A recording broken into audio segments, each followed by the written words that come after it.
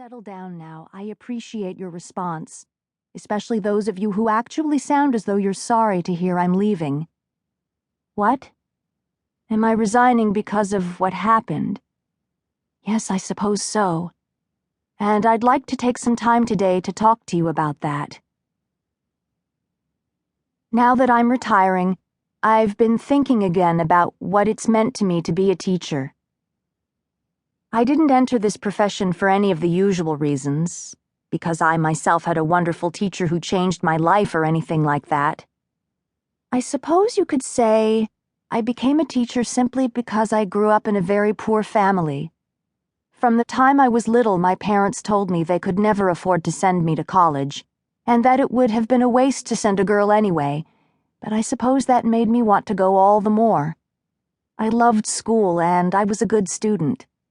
When the time came, I received a scholarship, perhaps because I was so poor, and enrolled at the National University in my hometown.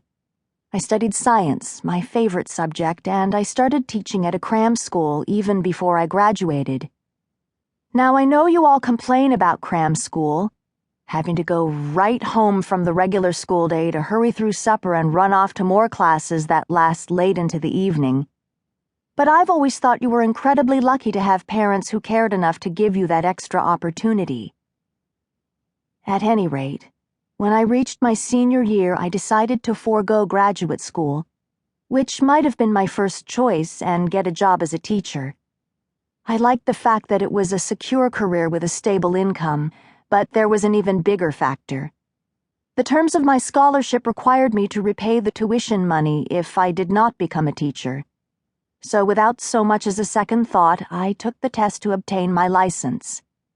Now, I know this may cause some of you to question my motives for becoming a teacher, but I can assure you I have always tried to do the very best job I could.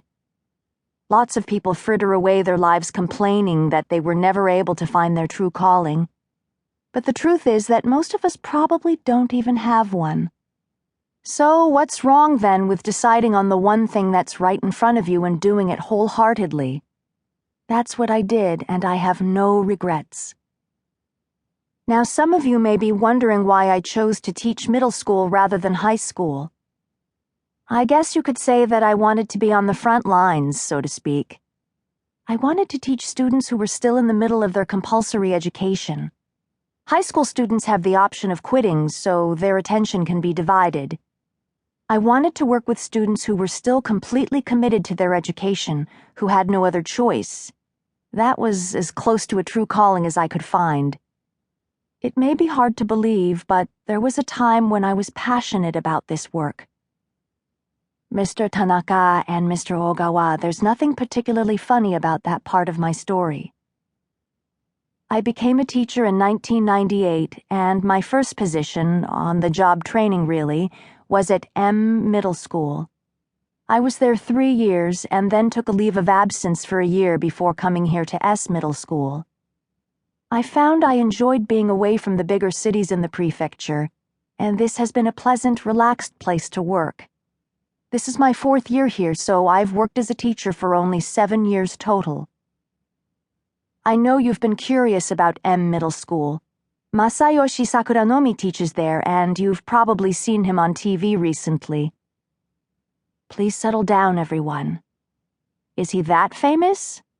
Do I know him? Well, we worked together for 3 years, so I suppose you could say I do, but in those days he wasn't such a celebrity. They've made him out to be a super teacher, and he's in the news so often that I suspect you know more about him than I do. What's that? You don't know the story, Mr. Maekawa? Don't you watch TV? All right, I'll tell you. Sakuranomi was the leader of a gang when he was in middle school, and when he was a sophomore in high school, he assaulted a teacher. He was expelled and left the country, and for the next few years, he apparently wandered around the world doing all sorts of dangerous things and getting into trouble. He witnessed war and other violent conflicts, and he lived among people suffering from extreme poverty. From those experiences, he came to realize the error of his ways and regret his violent past. He returned to Japan, passed his high school equivalency test, and entered a prestigious